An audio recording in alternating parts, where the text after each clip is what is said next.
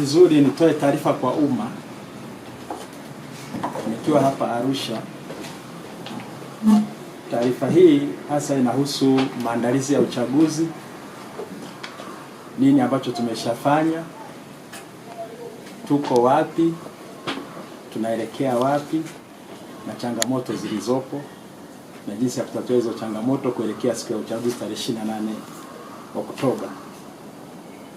Tume ya Taifa ya Uchaguzi imeshaandaa daftari la kudumu la wapiga kura lenye wapiga kura wapatao milioni 29,188,347. Lakini pia Tume ya Taifa ya Uchaguzi imekwisha andaa vituo vya kupigia kura vipatavyo 80,155. Lakini tayari Tume ya Taifa ya Uchaguzi imeshalichapa daftari la kudumu la wapiga kura na kulisambaza katika majimbo yote pamoja na orodha ya wapiga kura kwa kila kituo na kara mbili. Lakini pia Tume ya Taifa ya Uchaguzi imeshafanya uteuzi wa watendaji kwa ngazi za majimbo. Tunayo majimbo 264, lakini majimbo 214 ya upande wa Tanzania bara, wasimamizi wa uchaguzi 214, na upande wa Zanzibar 50. Lakini wakisaidiwa na wasimamizi wasaidizi wa uchaguzi kwa upande wa Tanzania bara ni 3 kwa kila jimbo. Kwa majimbo 214 maana yake ni 642, lakini kwa Zanzibar ni 2 kwa kila jimbo, kwa hiyo inakuwa 100.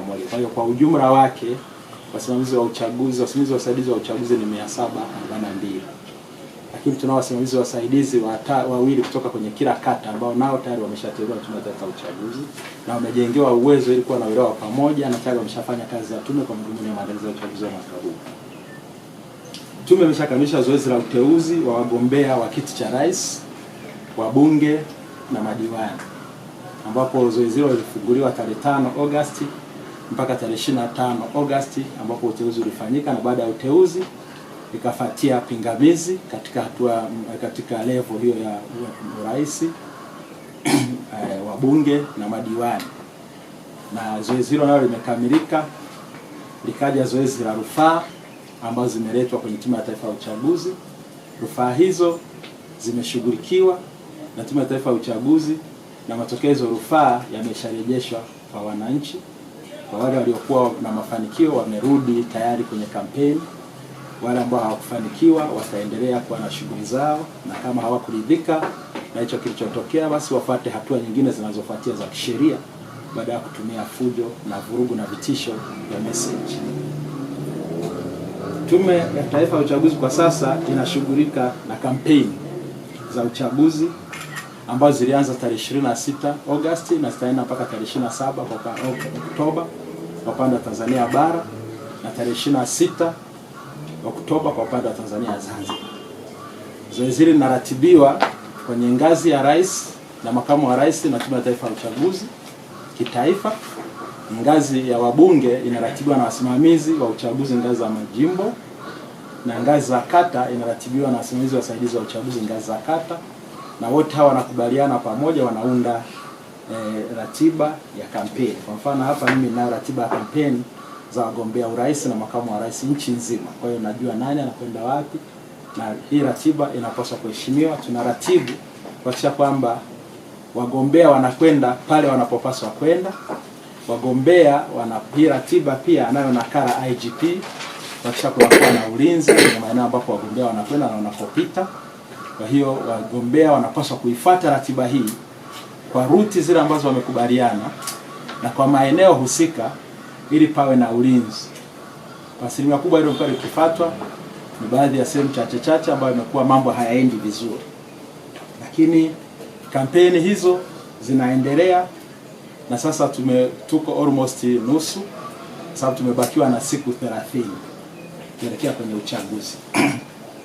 Lakini pia Tume ya Taifa ya Uchaguzi inashughulika na masuala ya usambazaji sasa wa vifaa mbalimbali, fomu mbalimbali, masanduku ya kupigia kura katika majimbo mbalimbali na vitutuli, na tayari yameshafika kwenye maeneo husika ambao nao wanaanza kuyasambaza kuyapeleka kwenye ngazi za kata tayari kwa maandalizi ya uchaguzi, ili kuhakikisha kwamba vifaa vinafika kwa wakati kwenye maeneo husika kama ambavyo Tume ya Taifa ya Uchaguzi inavyotakiwa kufanya kwa mujibu wa maadili ya uchaguzi wa bunge, madiwani na rais wa mwaka 2020.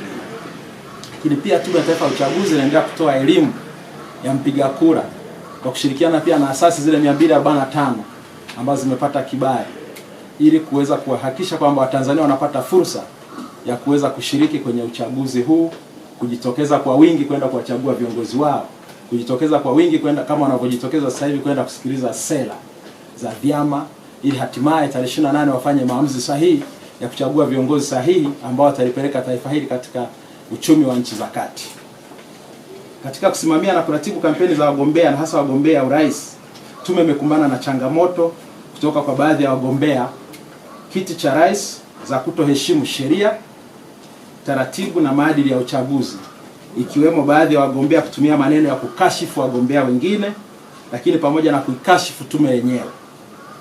Pia kutoa taarifa zisizo za kweli zenye lengo la kuleta taharuki na uzushi miongoni mwa Watanzania.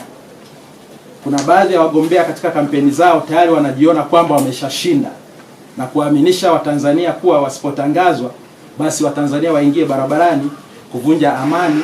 Hili ni kosa kubwa la kuvunja sheria na kuvuruga amani ya nchi yetu, kwa sababu uchaguzi wa nchi yetu unaongozwa kwa kufuata misingi ya katiba ya Jamhuri ya Muungano wa Tanzania, sheria zile 2 za uchaguzi, maelekezo na kanuni na maadili ya uchaguzi. Uchaguzi huu unasimamiwa na sheria za Tanzania, hausimamiwi na sheria za nchi za nje, na lazima tufuate utamaduni tuliojiwekea. Na Watanzania ni watu walioelimika vya kutosha, na ndio maana kuna hamasa kubwa ya watu kwenda kujitokeza kusikiliza sera. Tume na wasihi wagombea kutumia fursa hiyo vizuri kwa manufaa ya kuhakikisha kwamba wanaokwenda kuwasikiliza kwenye kampeni zao wanasikiliza sera, si kusikiliza matusi, si kutisha nchi.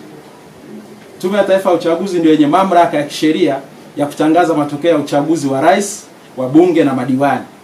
Siku ya uchaguzi bado.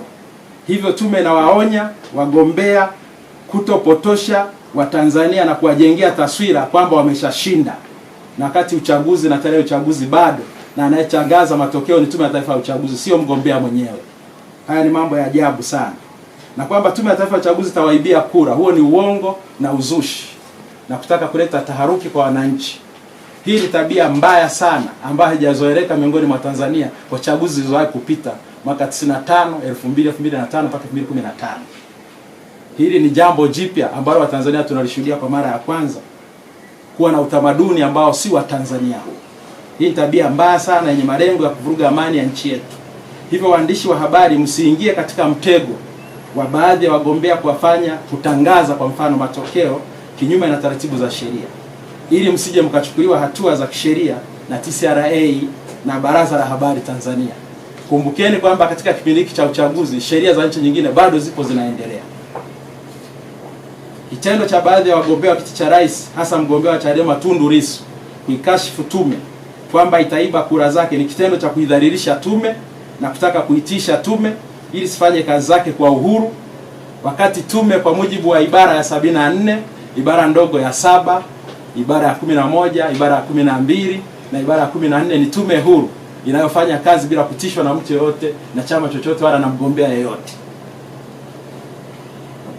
Hili halikubaliki, na kama tume haitatishwa na itaendelea kufanya kazi zake kwa kufuata sheria, taratibu na kanuni pamoja na katiba za nchi. Kama unajiona tayari umeshashinda, kwa nini unafanya kampeni? Kaa basi usubiri ili uje utangazwe. Hivyo wagombea aina hiyo wanapaswa kupuzwa na Watanzania. Hizi ni dalili za mgombea mwoga anayejihami au amekoswa sera. Katika kuratibu na kusimamia kampeni za uchaguzi, tume inasikitishwa na taarifa za uongo na uzushi na upotoshaji zilizotolewa na Mheshimiwa Tundu Lissu jana tarehe 26 mwezi wa 9 huko Msoma, akisema kuwa Mheshimiwa Dr. John Pombe Magufuli, mgombea urais kwa tiketi ya CCM, juzi tarehe 25 na tarehe 26 alikuwa ameitisha kikao kukutana na wasimamizi wa uchaguzi wa majimbo yote nchi nzima mjini Dodoma kwa lengo la kupanga mikakati ya kuhujumu uchaguzi. Lakini pia tarehe 25 mwezi wa 9 kuna taarifa zilizosambazwa mitandaoni zikisema Mheshimiwa Rais Dr. John Pombe Magufuli alifanya kikao na mkurugenzi wa uchaguzi ambaye ni mimi na wasimamizi wa uchaguzi mjini Dodoma.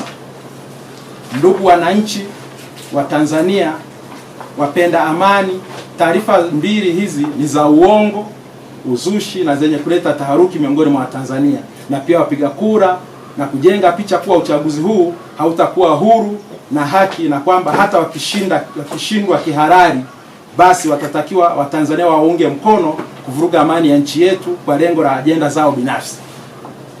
Nataka kuhakikishieni Tume ya Taifa ya Uchaguzi iko imara, haitatishwa na itatangaza matokeo ya halali, na Watanzania wenyewe wanaona watakayekuwa wamemchagua na atakayekuwa ameshindwa lazima akubali, na asipokubali sheria nyingine zitakuwa nchi. Hatutaki kutishwa tume, mtu tayari anajiona kama ameshashinda wakati siku ya uchaguzi bado. Baada ya kutangaza sera unatangaza umeshashinda na kuitisha tume. Tutatumia sheria, taratibu na kanuni kuhakikisha kwamba tunatangaza mshindi ambao Tanzania watakuwa wamemtangaza na si vinginevyo. Si kwa mashinikizo ya watu wengine kutoka nchi nyingine. Tangu tarehe 25 mwezi wa 9 na tarehe 26 mwezi wa 9, mkurugenzi wa uchaguzi ambaye ni mimi hapa wa Tume ya Taifa ya Uchaguzi, ninaendelea na ziara kukagua na kuratibu maandalizi ya uchaguzi katika majimbo ya mkoa wa Manyara. Nilipita Kondoa vijijini pale, nilienda Babati mjini. Jana nilikuwa hapa, kwa wale walioniona, tulikuwa na mkurugenzi wa jiji la Arusha yuko hapa ofisini kwake.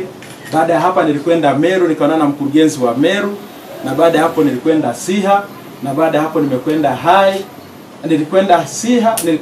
nikaenda Siha, nikaenda Moshi mjini na Moshi vijijini, na bado naendelea na ziara yangu kwa lengo la kuangalia maandalizi ya uchaguzi yanaendaje, kama vifaa tulivyovileta vimeshafika, changamoto zilizopo, ili kuhakikisha kwamba wakati wa kufika tarehe 28 basi tuwe kwenye mazingira mazuri ya kuhakikisha kwamba uchaguzi unakwenda vizuri.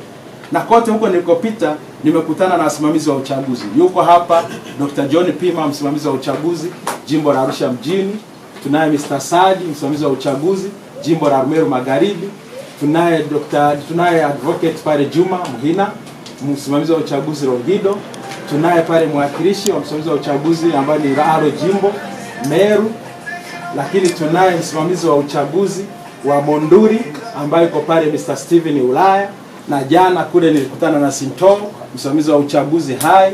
Nimekwenda kukutana na Mr. Ndaki, msimamizi wa uchaguzi Siha. Nimekutana na Mr. Mandez, msimamizi wa uchaguzi jimbo la Moshi mjini, vijijini na Moshi vijijini. Sasa hao wote nimekutana nao, na hii ni kudhihirisha kuwa taarifa zilizotolewa na Mheshimiwa Tundu Lissu jana huko Msoma na zile zilizotolewa na wale wa mitandaoni juzi zina lengo baya kwa nchi yetu. Hii haikubaliki. Hivyo kwa mamlaka ya kisheria ya tume ilionayo tayari imemwandikia barua Mheshimiwa Tundu Lissu ya kumuita katika kikao cha kamati ya maadili ya kitaifa ili aje kutoa maelezo na ushahidi wa kile alichokisema katika mkutano wake huko Msoma. Kwa mara nyingine tena tume inawasihi wagombea wa vyama vyote kufuata sheria, kanuni na taratibu za nchi ili kulinda amani ya nchi yetu katika kipindi cha kampeni kilichobaki, kwa kujali muda wa kampeni, ratiba za kampeni na kuepuka matusi. Sababu unatumia muda mwingi kutangaza matusi baada ya kutangaza sera. Unatumia muda mwingi kutangaza tuhuma baada ya kutangaza sera. Unatumia muda mwingi kuwadanganya Watanzania na wafanyakazi baada ya kutangaza sera. Watanzania sasa hivi wanataka afya iliyoimarika. Watanzania sasa hivi wanataka barabara nzuri. Watanzania sasa hivi wanataka miradi ya umeme. Watanzania sasa hivi wanataka elimu bora. Watanzania hawataki bra bra. Watanzania sasa hivi wanataka viongozi ambao watalinda madini yao, sio viongozi watakaokuja kuchukua madini yao na kupeleka kwa wageni nje. Kwa hiyo Watanzania wajitokeze katika kipindi hiki kuhakikisha wanachagua viongozi ambao watalinda maslahi ya nchi na wananchi kwa ujumla. Asanteni kwa kunisikiliza. Mkuu wa taasisi ya mafunzo ya afya Msongola iliyopo mtaa wa Mbondole, kata ya Msongola, wilaya ya Ilala, anawatangazia waombaji wote kwamba kuna nafasi za kujiunga kozi za afya katika fani za Diploma in Clinical Medicine miaka 3 na Certificate in Clinical Medicine miaka 2. Sifa za kujiunga na chuo: ufaulu ni alama 3 za D au zaidi katika mtihani wa kidato cha 4 katika masomo ya Physics, Chemistry na Biology. Hostel zipo na ada zao ni nafuu na zinalipwa kwa awamu 4. Kuwasiliana nao, andikia barua pepe msongolainstitute@gmail.com au wapigie simu namba 0785911971 au 0759021432. WhatsApp ni 0768782055 au tembelea www.msongolainstitute.ac.tz.